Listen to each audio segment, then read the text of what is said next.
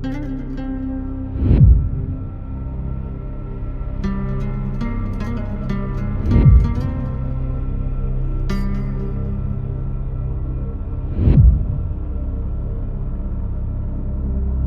West wasn't just land.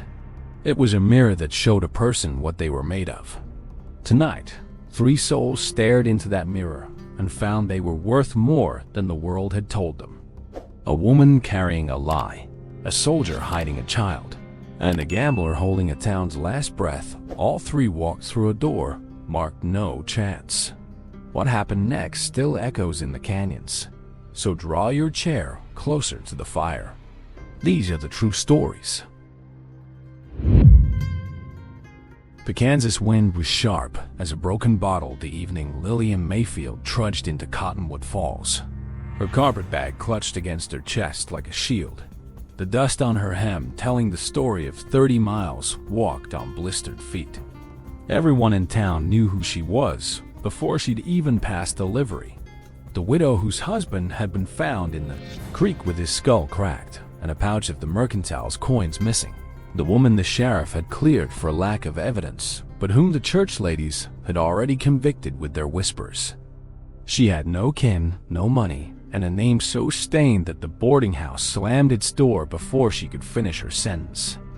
Lillian stood beneath the flickering lantern of the dry goods store, the prairie darkness swallowing her whole, and for the first time since burying Thomas, she let 2 tears cut clean tracks through the grime, not because she was broken, but because she had absolutely nowhere left to be. That was when the heavy tread of boots on plank wood made her look up, and she saw a man shaped like a weathered cottonwood, his left leg dragging just slightly, his face a map of old sun damage and some deeper private grief. Silas Granger didn't ask her name. He didn't introduce himself. He just hooked his thumb over his shoulder toward the faded clapboard house at the edge of the cattle guard and said, "I've got a spare room." His voice rough as a rasp on leather. "And I don't care what they think." The words hung in the air like a bell note, so unexpected that Lillian almost laughed a choked, disbelieving sound that caught in her throat. Silas was already limping toward the house, and she followed because a woman with no choices doesn't haggle with Providence. The spare room was little more than a lean-to, with an iron cot and a window that rattled when the wind shifted, but it was clean, and it was hers. The first week, she barely spoke. She scrubbed his floors, mended his shirts, and tried to make herself invisible, certain that at any moment he'd realize the risk he'd taken and cast her out. But Silas only grunted when he found a hot meal waiting, and once, when the mercantile clerk refused to sell her thread, Silas walked in the next day, bought 3 spools without a word, and left them on the kitchen table. Over time, Lillian learned that Silas Granger had been a respected farrier in St. Louis until a fire took his wife and daughter, leaving him with a limp and a heart so scorched he'd come west to be alone with the cattle. The town tolerated him because his money was green, but they'd never accepted him, and that shared outsiderness became a silent language between the weathered rancher and the shamed widow. One afternoon in late autumn, with the cottonwoods blazing gold, Lillian found his account ledger in a drawer and realized he was losing money on a land deal because he couldn't read the fine print of the contract. So she sat down with an inkwell and, drawing on the bookkeeping her father had taught her before the war, rewrote the terms, balanced 3 years of neglected sums, and uncovered a discrepancy that the land agent had been using to skim profit. When Silas saw what she'd done, he stared at the neat columns of figures, then at her, and something in his leathery face rearranged itself into an expression that might have been pride if pride hadn't been beaten out of him long ago. From that day forward, the house became a partnership. Lillian managed the books and the garden. Silas ran the stock, and the gossip that had once scalded her began to feel like a distant brush fire on somebody else's prairie. Still, the real test came when the circuit preacher, a man named Elroy Beadle, stood up during Sunday meeting and called Silas an unrepentant sinner harboring a harlot. His voice dripping with sanctimony, while the congregation nodded like wheat in a gale. Silas rose from the back pew, his limp pronounced in the dead silence, and walked down the aisle until he stood nose to nose with the preacher, close enough to count the broken capillaries on the man's cheeks. He didn't raise his voice. He just said, "I've read the book, preacher, and it says you heap burning coals on a man's head by feeding your enemy when he's hungry. That woman's been feeding a town that starved her. Now you tell me who's doing the Lord's work." The words landed like a hammer on a nail, and for a heartbeat, nobody breathed. Then old Mrs. Hallstrom, who had lost 2 sons to the cholera and had no patience for hypocrisy, stood up and walked out, and a trickle of others followed until the preacher was left shouting at half-empty benches. That night, a basket of cornbread appeared on Silas's porch with no note, and the next morning the mercantile clerk wrapped Lillian's purchases in brown paper with a nod that was almost an apology. The spare room became the safest place Lillian had ever known, not because it was sturdy. The walls still shivered in a stiff blow, but because it was proof that one person's refusal to bow to the judgment of the mob could turn a curse into a sanctuary. She started a small sewing business out of that lean-to, stitching wedding dresses and baptismal gowns for the same families who had once crossed the street to avoid her shadow. And when the town finally got around to investigating the old sheriff's records, they discovered that the missing mercantile money had been stolen by a drifter who'd confessed to a marshal 2 counties over a year before Lillian ever walked into Cottonwood Falls. The truth set her free in the eyes of the law, but the deeper truth was that Silas Granger had set her free long before any document could, simply by offering a key when every other door had been bolted. On the day the newspaper printed a retraction, Lillian didn't even bother to read it. She was too busy planting a row of sunflowers along the fence line, their faces turning toward the light, while Silas sat on the porch, whittling a figure of a woman holding a lantern, the shavings curling at his feet like the remnants of an old, bitter story finally carved into something beautiful. And when the sun dropped below the rim of the world, painting the sky in shades of bruised plum and molten gold, Lillian lit the lamp in the spare room window, a beacon she'd started keeping every night so that any other soul wandering the dark with nowhere to go would know there was at least one homestead in Kansas that wouldn't ask for your pedigree, wouldn't count your sins, and wouldn't close the door. Sergeant Isaiah Freeman of the 10th Cavalry, Company H, had seen enough blood and dust to fill 1,000 nightmares by the time his patrol found the burned-out settler's cabin along the Llano River in the spring of 1873. The timbers still smoldering, the smell of charred pine and something worse clinging to the air. Isaiah was a Buffalo soldier, born free in Ohio, his back straight as a ramrod, his eyes carrying the deep patience of a man who'd learned to read the land before he'd ever worn the blue uniform. The Comanche raiding party had long since vanished into the brush country, leaving behind the usual silence of a raid's scattered belongings, a dead horse, and the kind of quiet that presses on your eardrums. Isaiah dismounted and walked through the wreckage, his carbine loose in his hand, and that's when he heard it. A small, hiccuping cry coming from beneath an overturned butter churn. He pulled the wooden tub aside and found a boy, no more than 3 years old, barefoot, his tow hair matted with ash, his cheeks streaked with tears and soot. The child was white, and that was going to be a problem, Isaiah knew, because the fort and the territory had rules about mixing races that were as rigid as iron rails. But the boy was also alive, and Isaiah's own mother's voice echoed in his head. Never walk past a lamb in the briars. So he scooped the child up, wrapped him in his own bedroll, and carried him 20 miles back to Fort Davis, feeding him water from his canteen and a biscuit crumbled into paste.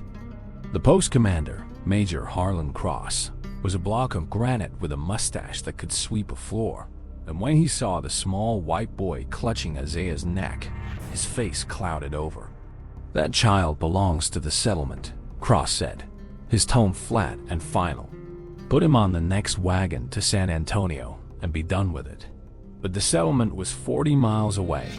The wagon wouldn't come for another month, and the boy, who hadn't spoken a word but had started to shiver with a fever, was in no shape to travel. Isaiah argued until his throat was raw, and Cross, tired of the argument, finally growled, "Keep him out of sight, Freeman. I won't have the whole post thinking we've gone soft." So Isaiah carried the boy to the barracks storeroom, a tiny space crowded with harnesses and sacks of oats, and made a bed out of horse blankets and his own folded coat. He named the boy Tom, after a brother he'd lost to the war. And over the next weeks, Isaiah fought for that child's life with the same stubborn fire he'd used against thirst and Apache arrows. He brewed willow bark tea for the fever, sang spirituals low in the dark when the boy cried out from night terrors, and used his own pay to buy tinned milk and soft flannel from the sutler's store.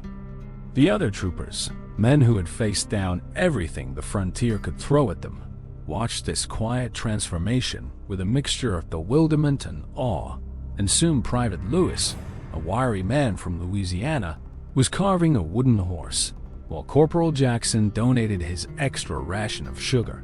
Tom slowly emerged from his shell, his first word not mama but Zay, his toddler approximation of Isaiah. And when the boy laughed for the first time, a bright, bubbling sound at the sight of a scorpion scuttling across the storeroom floor, Isaiah felt something crack open in his chest, a door he'd kept bolted since the day he buried his wife in a small Ohio churchyard. The trouble was that secrets don't stay hidden on a frontier post, and when a visiting inspector from the Department of Texas caught sight of a white child playing with buffalo soldiers, Major Cross summoned Isaiah to his office and ordered the boy removed immediately, his voice trembling with the threat of a court-martial. Isaiah stood at attention, his jaw tight, and said the only thing he could, "Sir, I will not abandon that child. If that means my stripes, so be it." The major stared at him for a long, unblinking moment, and then something unexpected happened, a flicker of something that might have been respect, or maybe the memory of his own lost son at the Battle of Glorieta Pass, and he turned to the window and muttered, "I know a family. The Hartleys, up near Fredericksburg. Good German folk. They lost their own boy to diphtheria. They'd take him, raise him proper." Isaiah's heart dropped, but he knew the major was right. A black sergeant couldn't give a white boy a future in Reconstruction, Texas, not without a noose or a burned-out barracks waiting at the end of that road. He agreed on one condition, that he could visit the boy, write letters, and be part of his life until the day the Almighty called him home.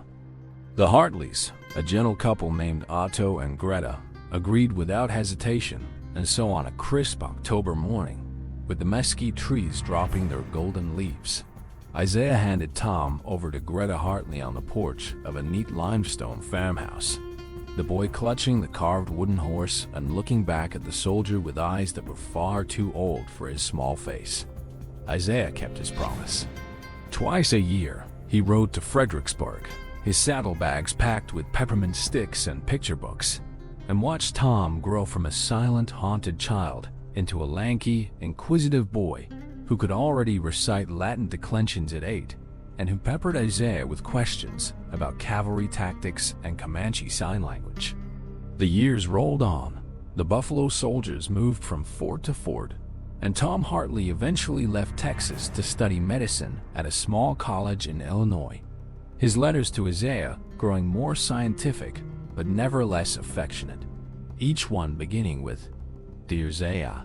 Then, in the winter of 1893, Isaiah, now retired and living in a veteran's cottage outside San Antonio, was struck down by a case of pneumonia that turned his lungs into wet leather and sent him spiraling toward the grave. The doctor at the county hospital did what he could, shaking his head at the old soldier's stubborn refusal to die.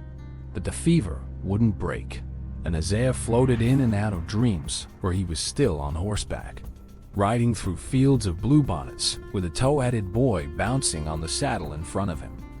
On the 7th night, A young physician fresh from his residency appeared at the bedside, bag in hand, and when Isaiah's bleary eyes focused on the face above him, he saw a strong jaw, a familiar set to the brow, and a pair of blue eyes that crinkled at the corners, exactly the way Tom's had when he'd first laughed at a scorpion. "I got your letter from Greta," Dr. Thomas Hartley said, his voice steady but his hands trembling slightly as he gripped the old man's shoulder. "Now let's get to work, Zaya." For 3 days, Tom barely slept, administering steam treatments, spooning broth, and sitting through the long watches of the night with Isaiah's hand in his own, telling stories of the children he treated in Chicago and the research he was doing on infectious fevers, all the while monitoring the old soldier's rattling breath with a physician's precision and a son's desperate love. On the morning, the fever finally broke. Tom helped Isaiah sit up against a stack of pillows, and the old Buffalo soldier looked at the doctor, the boy he'd pulled from the ashes of a burned cabin 20 years earlier, and said, with tears cutting through the salt and pepper stubble of his cheeks, "I never got to save my own son, but the Lord gave me you." Tom couldn't speak. He just leaned his forehead against Isaiah's and let the silence hold everything the words couldn't carry. The two of them stayed that way until the sun climbed high and the hospital ward filled with pale winter light, and all the rules about color and blood that had once seemed so immovable on the frontier dissolved like morning frost, leaving only the unshakable truth that a man's legacy isn't written in the ledger of his race or his rank, but in the lives he refuses to let go.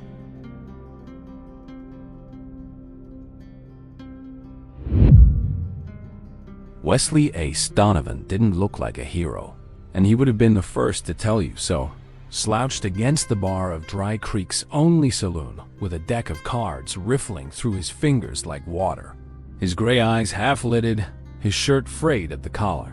A man so comfortable with losing that winning had started to bore him back in St. Louis. Dry Creek, Nevada, was the kind of town that had been dying since the day it was born. A silver camp that had coughed up its last good vein in '79, and now survived on hope, hard liquor, and the stubbornness of the 73 souls who still called it home, including the barrel-chested blacksmith, the unflappable woman who ran the telegraph office, and a whole chorus of miners who spent more time gazing at the boarded-up assay office than actually digging. Ace had rolled in on a lame mule with exactly $4 to his name, intending to clean out a few luckless prospectors and move on before the dust settled. But something about the town snagged on his conscience like a burr. Maybe it was the way old Miriam, the boarding house keeper, had given him a bowl of stew without asking for a cent, or the way the children still raced stick horses down the main street with a joy that ignored the peeling paint. Whatever it was, Ace found himself staying one more day, then another. And in that time, he noticed that every business in Dry Creek was quietly being bought up by a single grinning serpent of a man named Silas Thornbury, who wore tailored suits from San Francisco and spoke with a honey drawl that never quite reached his dead, calculating eyes. Thornbury had a plan, and it wasn't hard to figure out. He was acquiring the deeds to every saloon, smithy, and supply store at rock-bottom prices, betting that when the railroad spur announced its final route, Dry Creek would be bypassed entirely, and the land would revert to scrub, leaving him with a monopoly on ghost town salvage that stretched into the tens of thousands of dollars. Ace knew this swindle because he'd seen a version of it before in the gambling halls of the Mississippi riverboats, land sharks who preyed on desperation, and the more he watched Thornbury smirk over brandy at the Lucky Strike saloon, the more a long-dormant fire began to kindle in Ace's gut. He started asking questions, piecing together the fact that the railroad surveyors had actually marked a northern pass that would favor Dry Creek, but Thornbury had bribed a clerk to doctor the preliminary maps so the townsfolk would sell their souls for pennies. Ace cornered the clerk, a twitchy man named Fincher, in the outhouse behind the livery, and persuaded him with a very calm description of what happened to card sharps who double-crossed their own partners, to hand over the genuine survey document. Then, on a Saturday night with the whole town crammed into the saloon, Ace stepped up to Thornberry's private poker table, tapped the green felt, and said, "I hear you're a man who likes high stakes. How about we play for the soul of Dry Creek?" The room went quiet. Thornberry's smile flickered, but his vanity wouldn't let him back down in front of an audience. So he nodded and pushed a stack of deed papers to the center of the table, the accumulated property rights of nearly every building in town, while Ace produced a single deed that he purchased that afternoon with every cent he'd won in the past week. The title to the Lucky Strike saloon itself, the one piece Thornberry didn't yet own and needed to complete his stranglehold. The game was 5-card draw, no wilds, and the two men sat across from each other like gunfighters, the lamplight etching deep shadows under their eyes. Ace dealt with the mechanical grace of a man who could read a deck the way a preacher reads scripture, and the first few hands went to Thornberry, fattening his confidence. The townsfolk held their breath, some clutching the collars of their children, others mouthing silent prayers. Ace lost a pocket watch, then his mule, then the saloon deed itself, until he was down to nothing but his own boots and a peculiar calm that radiated off him like heat from a stove. He asked for one final hand, all or nothing, the saloon deed and all his remaining possessions against every single property deed Thornberry had accumulated. Thornberry, now drowning in greed, agreed with a shark's grin. Ace shuffled, let Thornberry cut, and dealt 5 cards each with a deliberation that felt liturgical.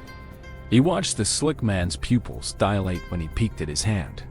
Thornberry had a pat full house, kings over 10s, a monster that would win 99 times out of 100. Ace spread his own cards on the felt, the 8, 9, 10, and 7 of spades, plus the queen of hearts. He needed a jack of spades or a 6 of spades for a straight flush, or he had nothing but a busted inside draw. The whole room could see it. Thornberry actually chuckled, a low, greasy sound, and Miriam, the boarding house keeper, closed her eyes. But Ace didn't flinch. He had spent 20 years reading men, and he knew with the certainty of sunrise that Thornberry hadn't seen the extra deck. Not a deck Ace carried. Rather, Ace had noticed the tiny, almost imperceptible wear pattern on the corners of the cards that told him this particular saloon's old battered deck had a factory printing error. The jack of spades had a subtle but distinct ink smudge on its back, a flaw no one had ever bothered to notice because they weren't looking. Ace had spotted it hours earlier while idly shuffling, and he knew with absolute conviction that the jack of spades was not in Thornberry's hand, nor in the discard pile, which meant it was still in the 4-card remainder of the stub. The rules of the house allowed a player to draw up to 4 cards on a final showdown bet. Thornberry had arrogantly stood pat, crowing about his full house, and now, with the town's heartbeat suspended in the smoky air, Ace calmly discarded his queen of hearts and said, "I'll take one."